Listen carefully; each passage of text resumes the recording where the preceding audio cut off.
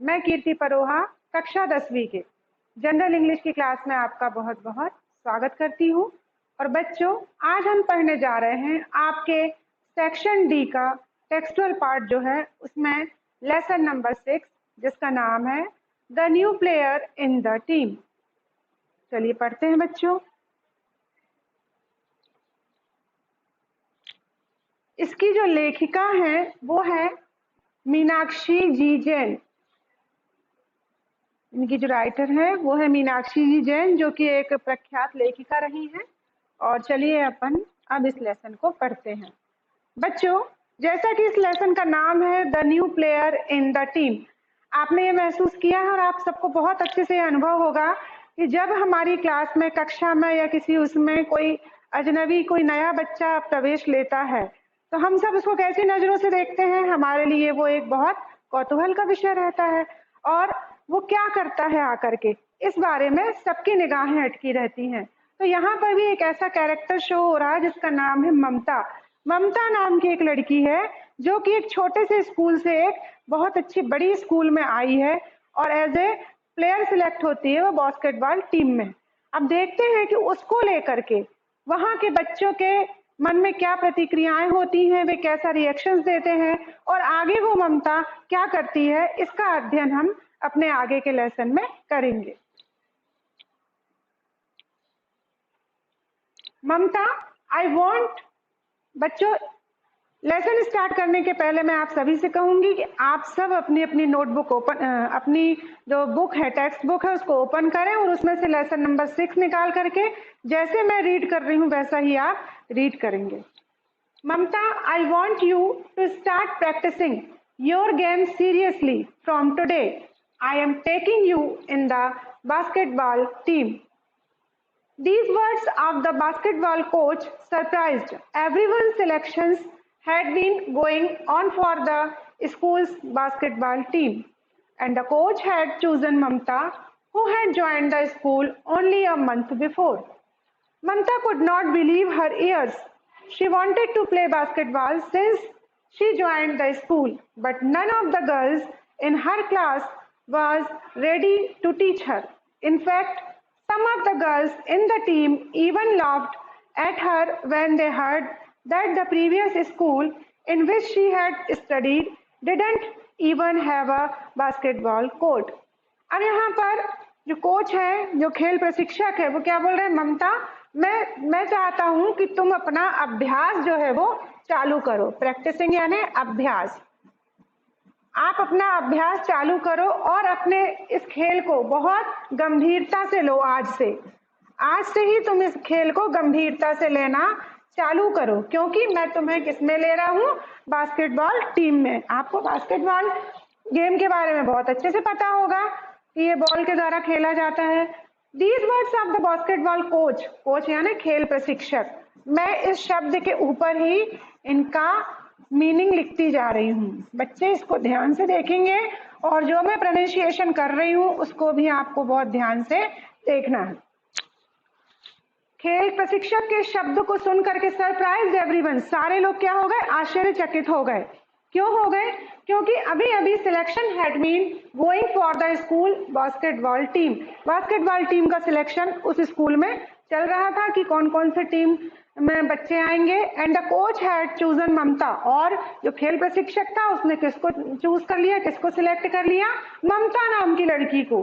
तो उसके नाम पे लोग आश्चर्यचकित क्यों थे, क्योंकि उसने सिर्फ 1 महीने पहले ही स्कूल को ज्वाइन किया था, 1 महीने पहले ही स्कूल में प्रवेश लिया था।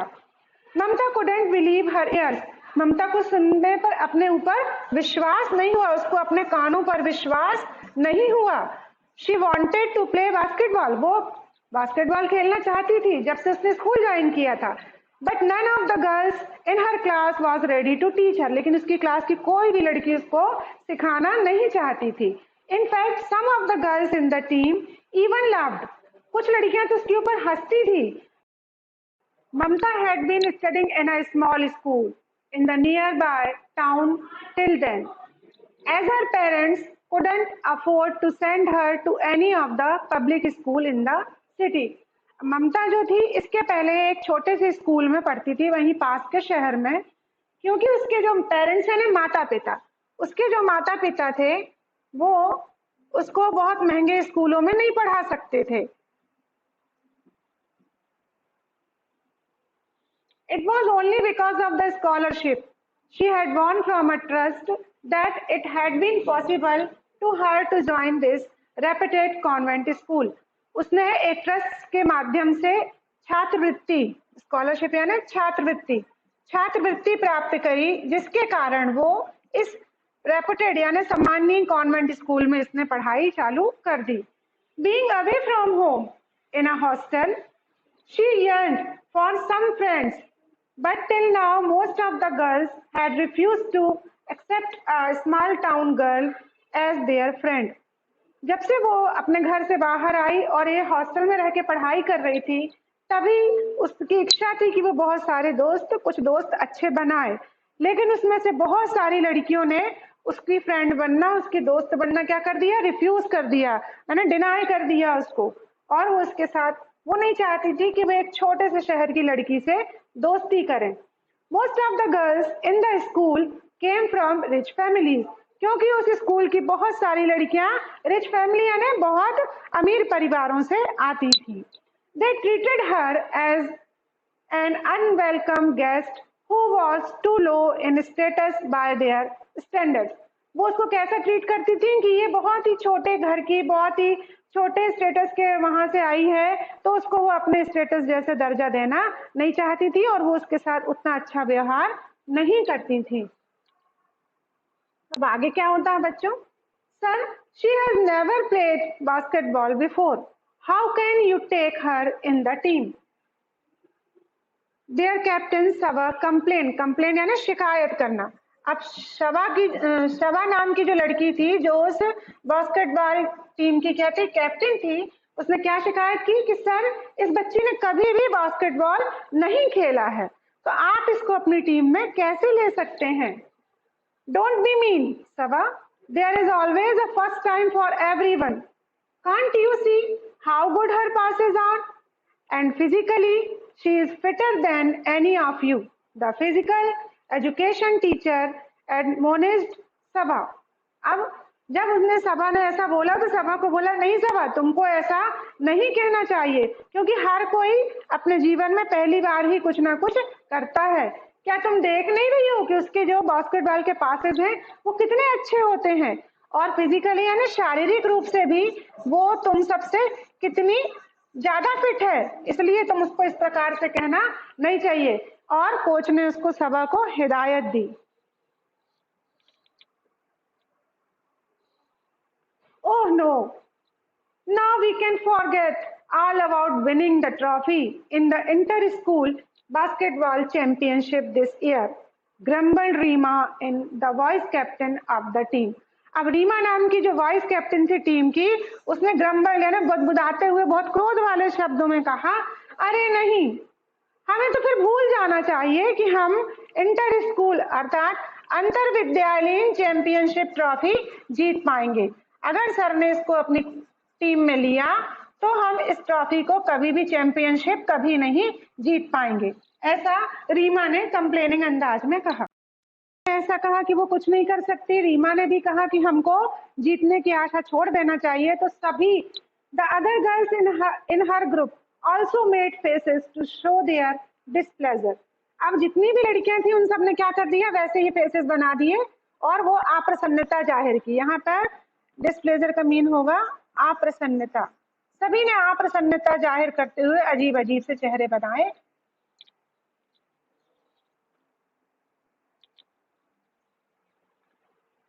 What these girls didn't know was that if anyone told Mamta she could not do a certain thing, she accepted it as a challenge and never rested till she had proved them wrong. जितनी लड़कियां थी इन सबको ये नहीं पता था कि यदि कोई ममता को चैलेंज करता है या उसको कुछ बोलता है तो क्या करती है, यदि कोई ममता को ये बोलता है कि वो कुछ निश्चित कार्य नहीं कर सकती तो वो उसको कैसे लेती है, एक चुनौती के रूप में स्वीकारती है और वो तब तक रेस्ट या आराम नहीं करती जब तक कि वो अपने आप को उनको गलत साबित ना कर दे। प्रूव्ड का अर्थ होता है साबित करना। The coach had heard Reema and said, coach ने रीमा की बात सुन ली। ये रीमा नाम की जो लड़की है, इसकी बात को किसने सुन लिया? ऐसा बोलते हुए कोच ने सुन लिया। Have you been able to win the trophy even once since you started playing? Coach ने कहा कि क्या तुमने इसके पहले कभी कोई ट्रॉफी जीती है जब से तुमने खेलना स्टार्ट किया है? Maybe this year you will at last win because of Mamta. हो सकता है कि इस साल तुम ममता के कारण ये चैंपियनशिप जीत जाओ। Mamta was touched by that remark. She silently thanked the coach for his support and made up her mind to be so good at the game that the team would feel incomplete without her. ममता, ये शब्द touch मतलब स्पर्श, coach का ये जो शब्द था कि तुम ममता के कारण इस बार जीत सकती हो, ये शब्द ममता को टच कर गया और उसने मौन स्वीकृति, उसने सर को मौन रूप से धन्यवाद दिया कि आपके सपोर्ट के लिए मैं धन्यवाद करती हूँ। और उसने अपने दिमाग में ये बात बैठाई कि वो बहुत ही ज्यादा स्ट्रांग और गुड बनेगी, ताकि उसके बिना उसकी जो टीम है वो कैसा महसूस करे? अधूरा महसूस करे, अर्थात वो अपनी टीम में अपनी जगह बनाकर ही रहेगी। She thought of the famous words that her mother often repeated to her. उसको अपनी माँ की वो सारे शब्द याद आए जो उसकी माँ उसको हमेशा बोला करती थी। Practice makes a man perfect. अभ्यास ही व्यक्ति को सफल बनाता है या पूर्ण बनाता है। So she started using all her free time in practicing basketball. तो जब भी ममता फ्री होती, उसके पास फ्री समय रहता, तब भी वो क्या करती? बास्केटबॉल की प्रैक्टिस करती रहती, निरंतर बास्केटबॉल खेलने का अभ्यास करती रहती, क्योंकि उसको अपनी माँ की बात याद आती रहती थी। She was thankful that the coach was helping her in every way. और वो अपने कोच को, अपने खेल प्रशिक्षक को भी धन्यवाद देती रहती थी, क्योंकि वो उसकी हर समय और हर प्रकार से मदद किया करते थे। She kept perfecting her passes. और वो अपने पासेस, जो बास्केटबॉल में पासेस देना होता है, उसको वो बहुत ही परफेक्शन से करना चालू कर दी। हर टेक्निक्स, उसकी जो तकनीक थी वो बिल्कुल फर्म डिटर्मिनेशन, माने दृढ़ संकल्प। फर्म डिटर्मिनेशन का मतलब होता है दृढ़ संकल्प। दृढ़ संकल्प के साथ वो अपनी प्रैक्टिस करती रही, उसने बंद नहीं किया। Even the snide remarks from the teammates made her more resolute. Snide यानी ताने, व्यंग। स्नाइड का क्या मीन होगा बच्चों? ताने। जो भी इसको ताने मिलते थे उसकी टीम से, इसके बाद भी वो बहुत ज्यादा मजबूत होती गई। इस प्रकार से सपोर्ट करने से और ममता के अभ्यास से जो उसके टीममेट्स थे, जो टीम की सहयोगी साथियां थी, वो कैसी होने लगी? उसको पूरे समय स्नाइडिंग यानी ताने देती रहती थी। जैसे like the time when she dropped a pass and Hema said, यदि किसी समय उसके हाथ से कोई पास गिर जाता था उसके हाथों से, तो क्या कहती थी? Do you have butter fingers? Do you have butter fingers that you can't even hold the ball properly? कहती है, अरे क्या तुम्हारी उंगलियां मक्खन की हैं जो कि तुम एक बॉल को भी अच्छे से नहीं पकड़ पाती हो? When Rima said, और रीमा क्या कहती थी? Don't try to act nice on the court. तुम ज्यादा कोर्ट पर यानी खेल के स्थान पर बढ़िया बनने की कोशिश नहीं करो। ये कौन सी लड़की है? ये है हेमा। अब रीमा क्या कहती है उससे? तो रीमा कहती है don't you try act nice, act nice on the court. Court पर बहुत ज्यादा बढ़िया बनने की कोशिश नहीं करो। It won't get you anywhere, ये तुम्हें कहीं का भी नहीं रहने देगा। You have to be a fighter to play this game and always to be on the offensive. वो बोलती थी तुमको लड़ाकू बनना पड़ेगा इस गेम में खेलने के लिए, और always be on offensive. Offensive के लिए यहाँ पे 1 नंबर लिखती हूँ, और यहाँ 1 का मीनिंग है आक्रामक। ऑफेंसिव का क्या मीनिंग हो गया बच्चों? आक्रामक। अरे तुमको आक्रामक बनना पड़ेगा। Delicate girls like you have no place on the court. अरे नाजुक लड़कियों, डेलिकेट है तुम जैसी नाजुक लड़कियों के लिए इस खेल के स्थान पर, इस कोर्ट में कोई जगह नहीं है। Little did the girls realize that these remarks really brought out the fighter in her. अब वो छोटी सी लड़की जो ममता थी, उसके अंदर अब इन सारे तानों ने, इस तानों का उसने बुरा नहीं माना, इससे बुरा मानकर उसने खेलना नहीं छोड़ा, बल्कि इन तानों को उसने अपने अंदर के जो लड़ाकू ममता थी, जो एक आक्रामक ममता थी, उसको बाहर लाकर खड़ा कर दिया। मतलब उस बच्ची ने कहीं भी अपने आप को छोटा महसूस नहीं किया, कमजोर महसूस नहीं किया, और वो उनको बराबर बनने के लिए निरंतर प्रयास करती रही। उनके तानों से भी उसको कोई भी फर्क नहीं पड़ा। 1 month later, the school organized the annual sports meet. Annual यानी वार्षिक। 1 महीने बाद उस स्कूल में वार्षिक खेलकूद प्रतियोगिताएं चालू हो गई। ममता wanted to participate in the 400 meter race. ममता भी चाहती थी कि वो 400 मीटर की दौड़ में भाग ले। She was a fast runner. वो कैसी थी? एक तेज धावक थी। She used to walk long distance in her town. और वो उसकी आदतन था कि वो बहुत लंबा पैदल चला करती थी। That had helped her develop strong leg muscles and good stamina. और इसी चीज ने उसके क्या किया कि उसकी जो पैरों की मांसपेशियां थी उसको बहुत स्ट्रांग यानी मजबूत बना दिया, और गुड स्टेमिना, और उसकी जो शक्ति थी वो कैसी कर दी? अच्छी मजबूत बना दी। On top of that she was also tall for her age. और सबसे अच्छी बात क्या थी कि वो उस एज की लड़कियों में से सबसे टॉल, अर्थात सबसे लंबी थी वो लड़की उस समय। अपनी एज की लड़कियों के साथ वो सबसे लंबी थी। She would be competing against the school champion. और वो किसके विरुद्ध लड़ाई कर रही थी? उसी स्कूल की एक चैंपियन के विरुद्ध। Who had been winning the race for the past 3 years, जो कि पिछले 3 सालों से इस 400 मीटर की रेस को क्या कर रही थी? जीतती जा रही थी। Most girls laughed at her wish to win the race. बहुत सारी लड़की, जब हम कोई नया चुनौतीपूर्ण काम करने जाते हैं तो क्या करते हैं? हम अकेले होते हैं और हमारे पीछे पूरी दुनिया क्या करती है? हमारा विरोध करती है और प्रतिकार करती है कि वो ये काम नहीं कर पाएंगे।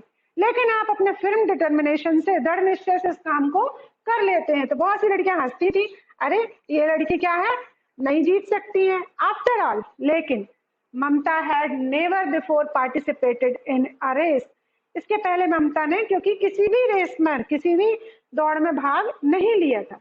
But she believed in herself. लेकिन उसका अपने आप में, स्वयं में बहुत विश्वास था। वो अपने आप अंदर बहुत ज्यादा विश्वास करती थी। She knew she could run well. वो जानती थी कि वो ज्यादा अच्छा दौड़ सकती है। It was just a matter of regular practice. और बहुत ही ज्यादा अत्यधिक कड़ी अभ्यास के बाद, and she wanted to win for a very strong reason. और वो बहुत ही अच्छे, बहुत ही कड़े और मजबूत कारणों के साथ उसको जीतना चाहती थी। She felt that winning against the school champion would also help her somehow in her basketball game. यह वो जानती थी कि यदि वो इस स्कूल चैंपियन से जीत गई तो उसका ये जीतना उसके बास्केटबॉल टीम के लिए और उसको फिट करने के लिए बहुत महत्वपूर्ण कदम साबित होगा।